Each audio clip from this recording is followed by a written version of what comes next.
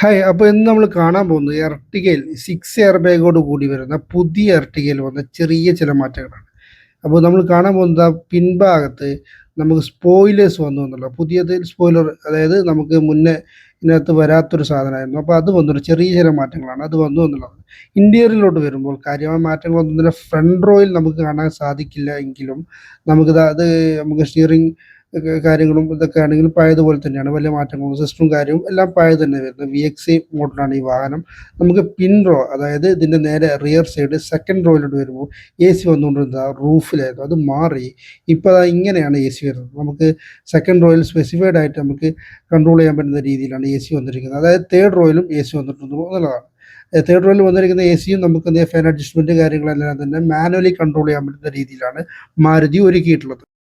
അപ്പോൾ എക്സ്റ്റീരിയറിൽ ഫ്രണ്ട് സൈഡിൽ വലിയ മാറ്റങ്ങളൊന്നും തന്നെ നിലവിൽ വന്നിട്ടില്ല. അപ്പോൾ സൈഡിൽ വന്നിട്ടുള്ള ചെറിയ മാറ്റം ഒഴിച്ചു നിർത്തി കഴിഞ്ഞാൽ, അപ്പം ഈ വാഹനം നിലവിൽ ഇന്ത്യൻ ഫാമിലിക്ക് ഏറ്റവും ഇഷ്ടപ്പെട്ട വാഹനങ്ങളിലൊന്നാണ്. അപ്പോൾ ബുക്കിങ്ങിനായി കോൺടാക്ട് ചെയ്തോ താഴെ കാണുന്ന നമ്പറിൽ.